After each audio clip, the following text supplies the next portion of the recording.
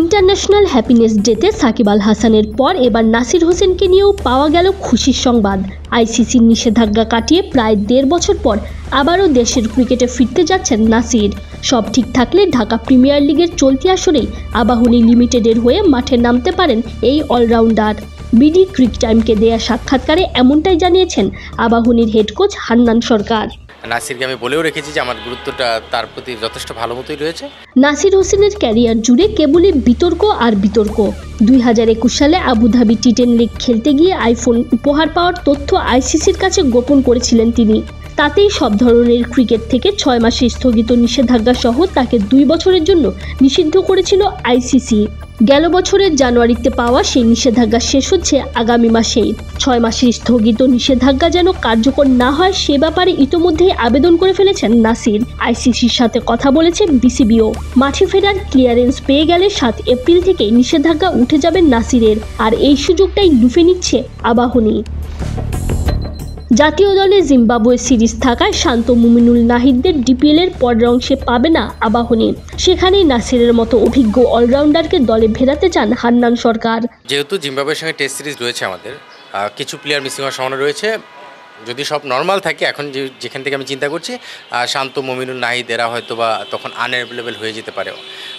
অন্য কারোটা জানি না, বাট এই মুহূর্তে মনে হচ্ছে এই 3 জন হয়তো আনঅ্যাভেলেবেল হতে পারে। সেক্ষেত্রে আমাদের তো একটা গ্যাপ তৈরি হবে, এবং গ্যাপে এই মুহূর্তে আমাদের অন্য কোনো প্লেয়ার নেওয়ার ক্ষেত্রে খুব বেশি অপশনও থাকছে না। আর নাহিদের এই আমার মনে হয় নাসিরের যে নিউজটা, নাসির ফিরে আসার নিউজটা আমি ফার্স্ট হঠাৎ করে তাকে ফোন দিলাম যে কী অবস্থা। আমার মাথা থেকে আসলো যে একজন প্লেয়ার দরকার, নাসিরের কী অবস্থা একটু খবর নেই। সেখান থেকে খবরটা নেওয়া এবং 2 বছরের জায়গায় 1.5 বছরের মাথায় সে যদি ক্লিয়ারেন্সটা পেয়ে যায়, যেটা এপ্রিলের 7 তারিখ থেকে হয়তো মাঠে খেলার সুযোগ পাচ্ছে, 7 বা 8 তারিখ থেকে। তো স্বাভাবিকভাবে আমাদের লিগের কিছু ম্যাচ বাকি থাকবে, সুপার লিগটা যদি ইনশাআল্লাহ উঠে যায়, সুপার লিগে কিছু ম্যাচ বাকি থাকবে। এই গ্যাপ ফিল আপের ক্ষেত্রে এক্সপিরিয়েন্স নাসিরকে পেলে আমার মনে হয় যে সেটা টিমের জন্য ব্যালেন্সটা খুব ভালো হবে। এবং নাসিরের সঙ্গে অলরেডি আমার কথা হয়েছে। ইভেন নাসিরকে আমি বলেও রেখেছি যে আমার গুরুত্বটা তার প্রতি যথেষ্ট ভালো মতোই রয়েছে। সে যদি ক্লিয়ারেন্স পেয়ে যায়, হোপফুলি আবাহনীতে হয়তো তাকে দেখা যাবে। বেশ লম্বা সময় মাঠে না থাকলেও নাসির হোসেনের শক্তিমত্তার ওপর বিশ্বাস রাখছেন এই কোচ। হান্নানের মতে নাসিরের অন্তর্ভুক্তি দলকে আরও শক্তিশালী করবে। নাসির তো প্রুভেন প্লেয়ার, আসলে মানে ইন্টারন্যাশনাল ক্রিকেটেও কিন্তু পারফর্ম করেছে।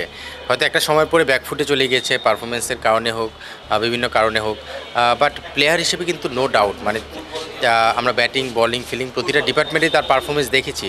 এবং ডোমেস্টিক ক্রিকেটে কিছু প্লেয়ার থাকে তারা আসলে একদম মুখস্থ ক্রিকেট খেলে। নাসির সেই ধরনের একজন প্লেয়ার। সো মোসাদ্দেকের মতো প্লেয়ার যখন দলে রয়েছে, তার সঙ্গে নাসিরকে যদি টিমে ইনক্লুড করা যায়, আমার মনে হয় যে নিশ্চিতভাবে আবাহনীর শক্তি বাড়ার ক্ষেত্রে বিশাল ভূমিকা কাজে লাগবে। এবং আমার মনে হয় যে নাসিরের মতো অলরাউন্ডার টিমে পাওয়াটা আমার জন্য একটা লাকি ব্যাপার করবে। 1.5 বছরের নির্বাসন কাটিয়ে নাসিরের কামব্যাকটা কত ভালোভাবে হয় সেটাই এখন দেখার পালা। Tanzim Oishi, BD cric time.